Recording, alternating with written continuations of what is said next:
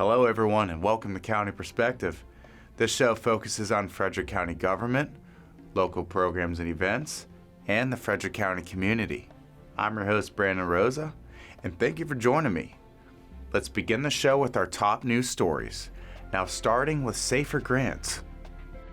Frederick County has secured a federal grant of about $9.7 million through the U.S. Department of Homeland Security's SAFER program. The grant, the largest awarded to any Maryland fire service this year, will be used to hire 32 additional firefighters in the Division of Fire and Rescue Services. This move aligns with national standards and recommendations following a tragic 2021 house fire.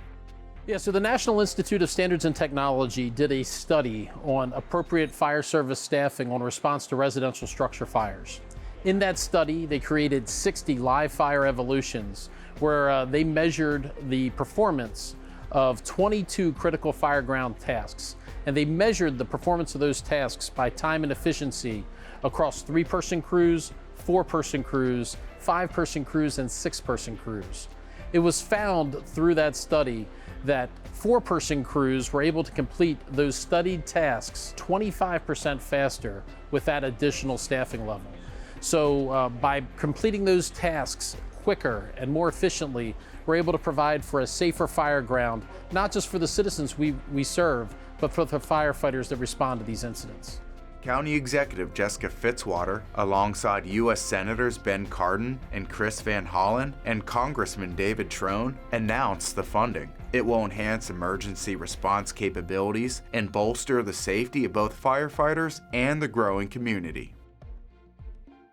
Frederick County Executive Jessica Fitzwater announced a resolution to a decade-long land use dispute. A settlement agreement was signed with the town of Newmarket and Avanti Properties, ending a lawsuit filed by Avanti in December 2022. The agreement requires Avanti to pay a minimum of $8.6 million in school mitigation fees, secures funds for the county's Newmarket bypass maintenance, and mandates a public hearing on water and sewer plan changes. Additionally, Frederick County has acquired the Burrow Farm at the intersection of Routes 80 and 75 for a new school, addressing overcrowding in the eastern and southern parts of the county, making it the 11th high school in Frederick County Public Schools.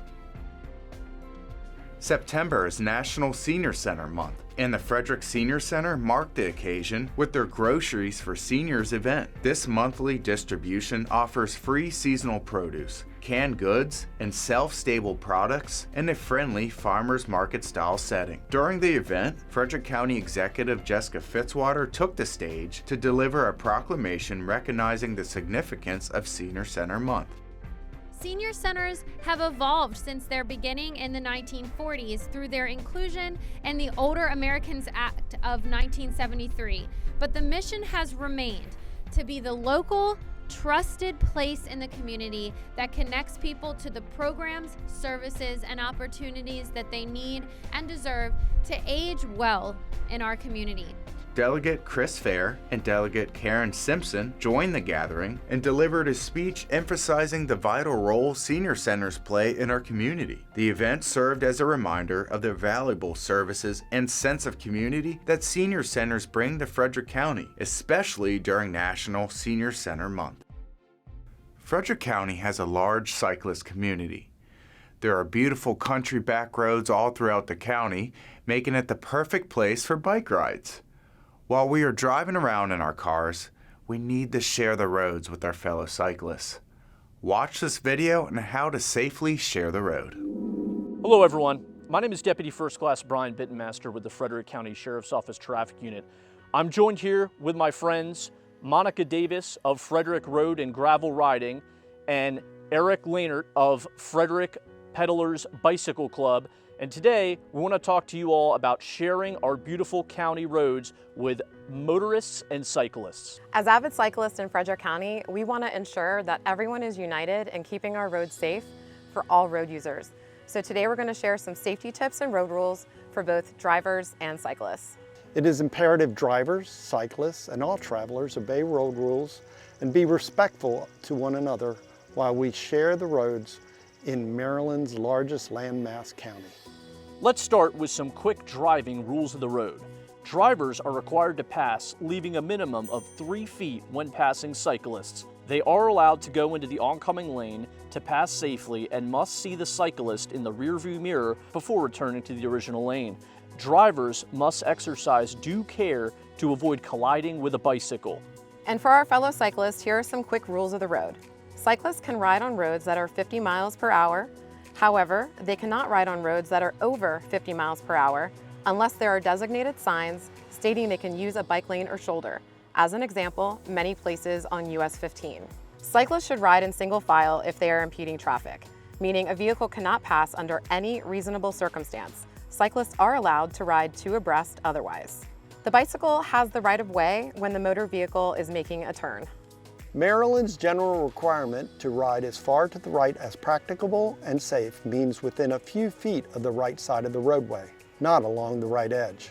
Many lanes are too narrow to share side by side, and the Maryland Transportation Code allows a cyclist to use the full lane if it is too narrow, 13 feet or less.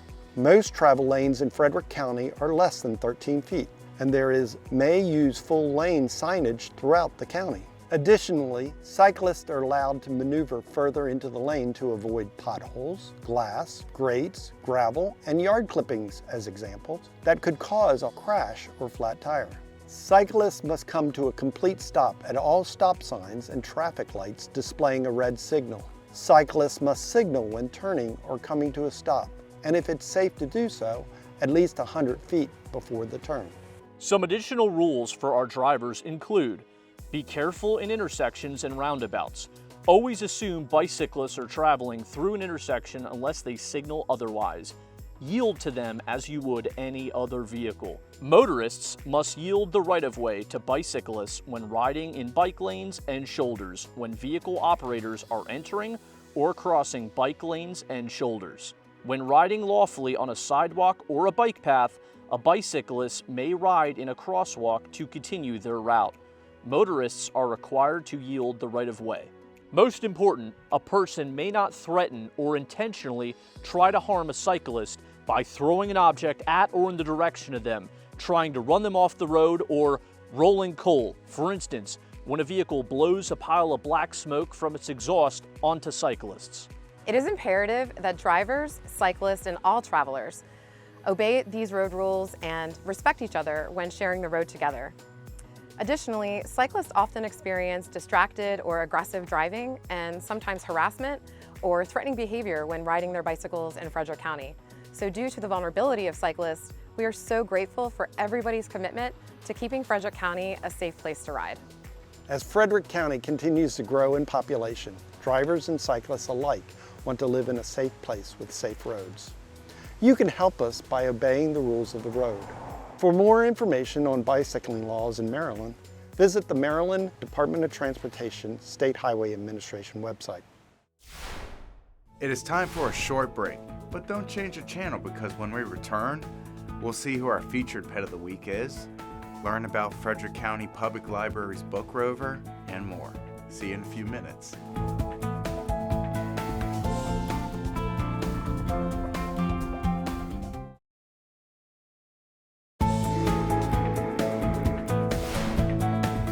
Welcome back to County Perspective. I'm your host, Brandon Rosa. Before we learn about FCPL's book Rover, let's take a trip to Frederick County Animal Control and Pet Adoption Center to see who our cute pet of the week is this time.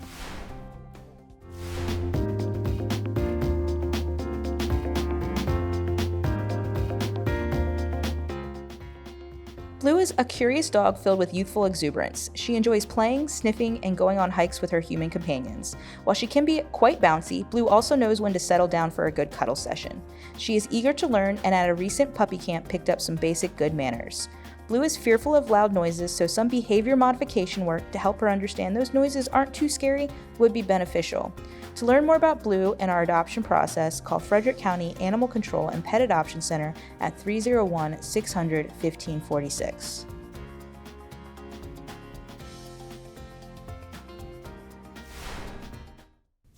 During the start of the summer, Frederick County Public Libraries released their new book Rover onto the streets of Frederick County.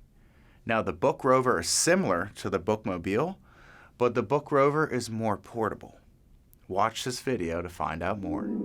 So we have 9 branches throughout the county, and we obviously have 2 bookmobiles.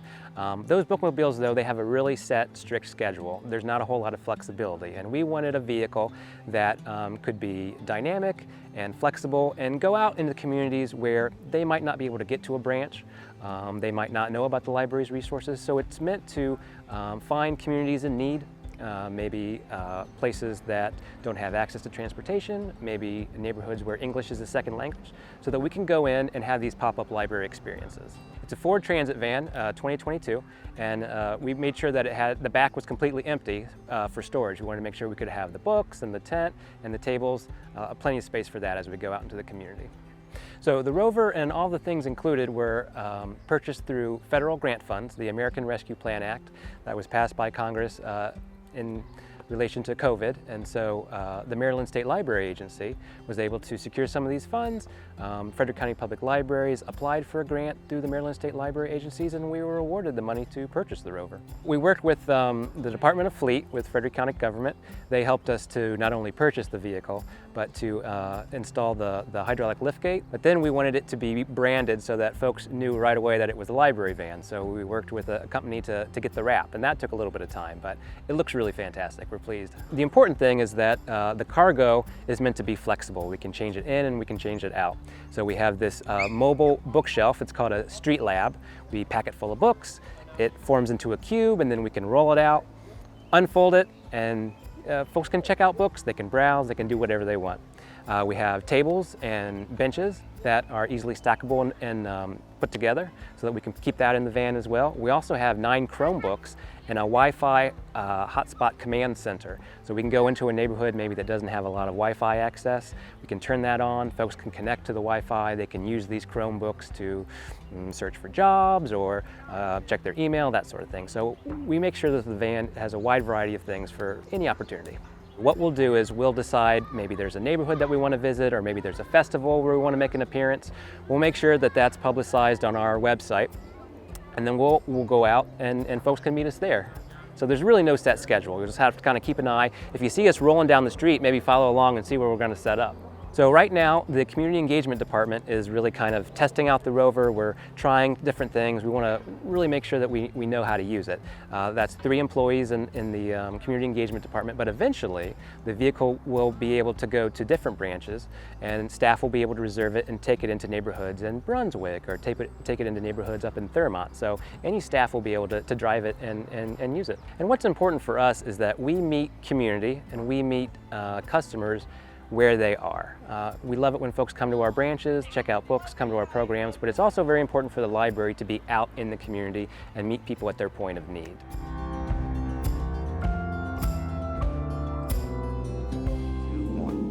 It is time in the show to find out what activities county divisions and departments are hosting in the next few weeks in this episode's calendar of events.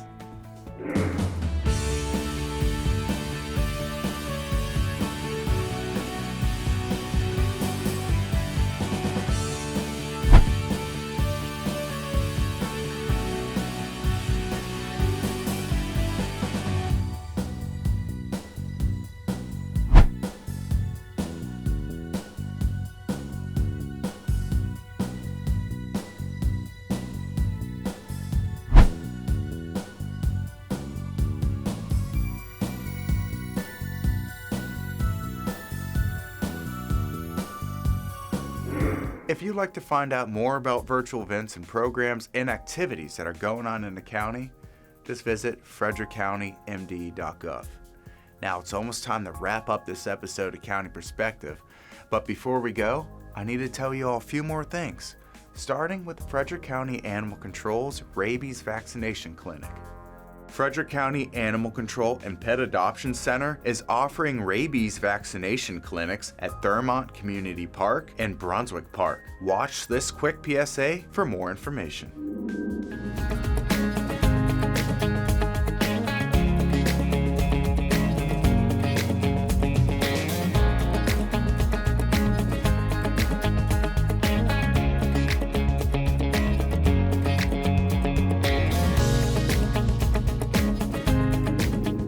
Frederick County Division of Fire and Rescue Services Public Information Officer Sarah Campbell recently received a national award for her work during and after a tanker fire explosion on Route 15 last March. Sarah earned the National Information Officers Association's award for outstanding management of a critical incident. Campbell was nominated by a colleague because she handled communication about the incident with ease and professionalism. Only one individual is nominated for this award each year.